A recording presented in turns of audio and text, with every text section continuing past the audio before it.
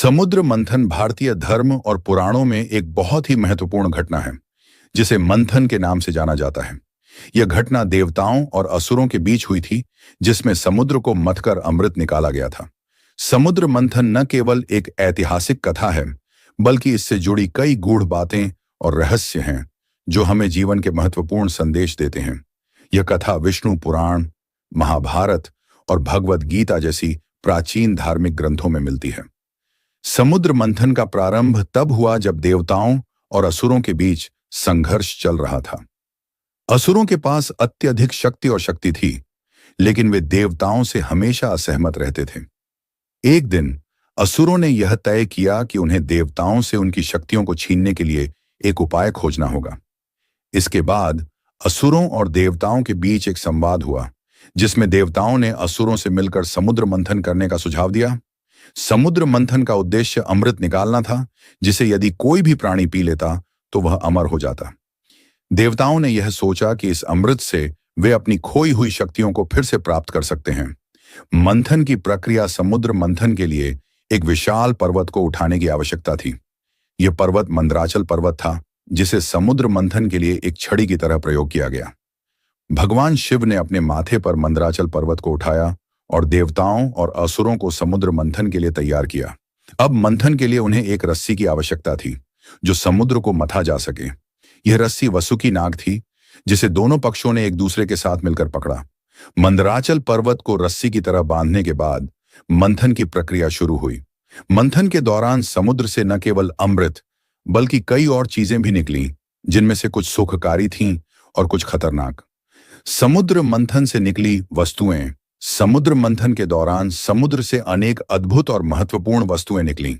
अमृत सबसे महत्वपूर्ण वस्तु जो समुद्र मंथन से निकली, वह थी अमृत। अमृत के सेवन से देवता अमर हो गए और उनकी शक्ति में वृद्धि हुई। रत्न समुद्र मंथन से कई प्रकार के रत्न भी निकले, जिनमें मणियां, रत्न और बहुमूल्य आभूषण शामिल थे। यह रत्न देवताओं को बहुत प्रसन्न किए। हलाहल विष समुद्र मंथन के दौरान एक और खतरनाक वस्तु निकली, वह थी हलाहल विष। यह विष इतना घातक था कि इसे कोई भी प्राणी पी नहीं सकता था। भगवान शिव ने इस विष को अपने गले में धारण किया, जिससे वह नीलकंठ कहलाए। कामधेनु समुद्र मंथन से एक और दिव्य गाय कामधेनु निकली। यह गाय देवताओं के लिए विशेष रूप से उपहार थी, जो उन्हें हर प्रकार की इच्छाएं पूरी करने की शक्ति देती थी। उच्चैश्रवा समुद्र मंथन से एक शानदार सफेद घोड़ा उच्चैश्रवा भी निकला, जो असुरों का प्रतीक था।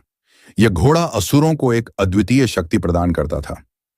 ऐरावत हाथी समुद्र मंथन से एक अद्भुत हाथी ऐरावत भी निकला, जिसे भगवान इंद्र ने अपनी सवारी के रूप में अपनाया। ऐरावत हाथी के साथ देवताओं की शक्ति और भी बढ़ी। चंद्रमा एक और महत्वपूर्ण वस्तु जो समुद्र मंथन से निकली, वह थी चंद्रमा। चंद्रमा को भगवान शिव ने अपनी मस्तक पर धारण किया, जो आज भी उनकी सुंदरता और शक्ति का प्रतीक है। सारस्वती नदी समुद्र मंथन से एक और महत्वपूर्ण देवी सरस्वती भी उत्पन्न हुई, जो ज्ञान, कला और संगीत की देवी हैं। भगवान शिव का त्याग समुद्र मंथन के दौरान भगवान शिव ने हलाहल विष को निगलने का निर्णय लिया। यह उनके आत्मबल और त्याग का प्रतीक था। विष के प्रभाव से उनका गला नीला हो गया और वे नीलकंठ के नाम से प्रसिद्ध हुए।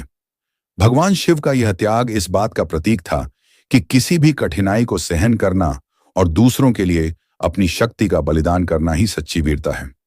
अमृत का वितरण जब अमृत निकला, तो यह एक प्रमुख मुद्दा बन गया। देवता और असुर दोनों ही उसे पाना चाहते थे।